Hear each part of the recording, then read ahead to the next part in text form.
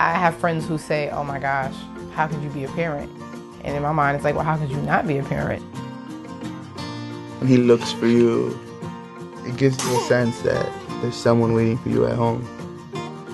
You have something in life like worth living for. Hearing his first cry, the pain all went away. It's a time of great joy when we bring a newborn home. It's emotional, it's happy, it brings families together, but it's also a very trying new time. It's a little overwhelming when you're running on 2 hours of sleep yourself. Hard work. I actually went out and bought a book of how to be a dad. Every baby brings joy with it, but we still have to focus on safety.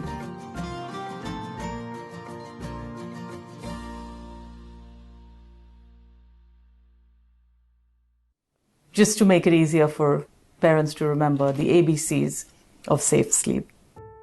A being that the baby sleeps alone. B is the baby sleeps on its back. And C is the baby sleeps in a crib. Up to a year, but most definitely for the first 6 months, when most babies just about begin rolling over. It is super tempting to want to bring Elliot into bed. If he's whiny, like I'll lay him down in the bed with me. I just want to leave him there with us, so I won't have to get up. Bed sharing, it sounds like the logical thing to do, but it's an absolute no-no. We're both heavy sleepers. We both toss and turn, so I wouldn't want to risk anything happening to my one son. If you're a parent who, let's say, had a cold, took Robitussin, just for example, they accidentally roll over on a child, it's too risky.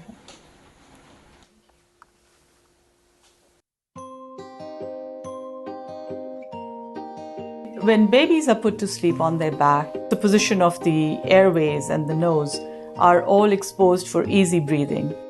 Even in case of a small spit up, with the baby on the back, the airway still remains open. A baby's muscle tone is pretty poor, so if you put the baby on their stomach to sleep, then it poses a risk that the baby's airway cannot lift and shift so that they can breathe. For instance, their face is on a pillow, they can't move their head, and then they have the risk of suffocating.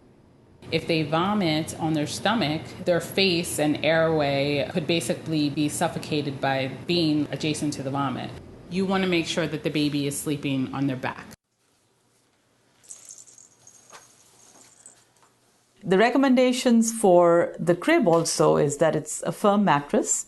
The firmness of the mattress really keeps them on their back. We do not encourage to have any toys or pillows or decorative items in the crib.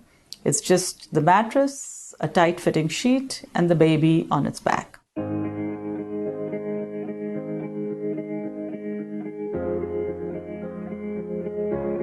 The boys have a lot of grandparents, and the grandparents have a lot of opinions. Dealing with grandparents who prefer to put the children on their stomach can be very challenging. The grandma says, but I raised my kids sleeping on the tummy. And look, they're all fine. That's just sometimes the luck of the draw. Good afternoon, Ms. Figueroa. I actually have always encouraged my patients to bring their extended caregivers, family members, grandma, grandpa, uncles and aunts, whoever. Bring them to an appointment. It could be less about you telling them what to do than me as the physician giving my recommendation to them. We're so overwhelmed and tired and exhausted that it's just easier to put the baby between you, especially if you're breastfeeding or if your baby is colicky or your baby cries.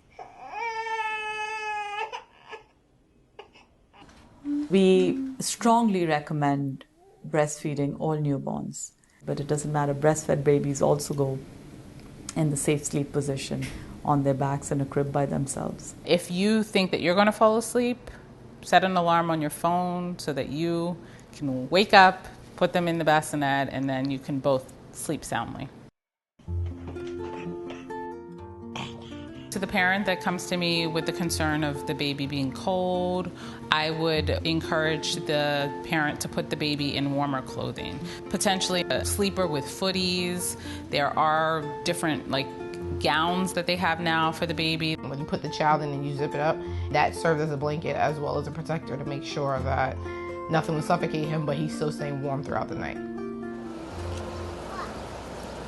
We all tell ourselves, okay, that's not gonna be me. I'm not gonna be the one to roll over on the baby. My baby's not gonna fall off the bed. This is not gonna happen to my baby.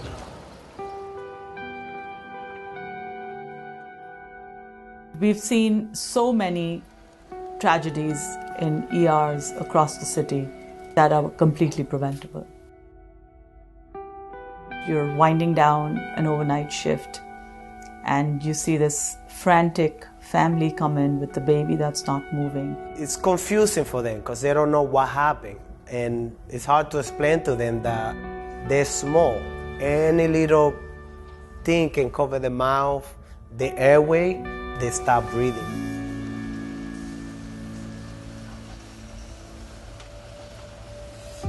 I actually witnessed a 4-month-old baby suffer a sleep fatality.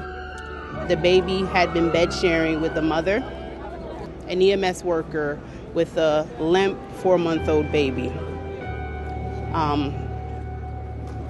Till this day, it stays in my head. I will never get the image out of my head.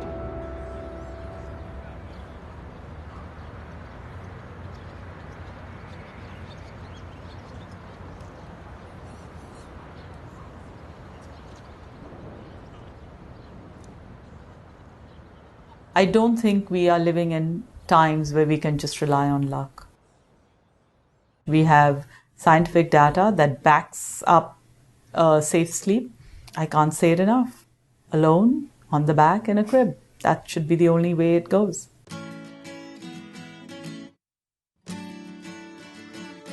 I'm a mom, a new mom, and I practice safe sleep. Even with my grandson, I practice safe sleep. We always put him in his crib, never with us. We never sleep with him on the bed, ever. I always put my baby to sleep on her back. Mi hija me dice que el niño tiene que dormir solito y yo respeto su decisión de ella. I put Cody to sleep in his crib, on his back, with no covers, no pillows. He's alone.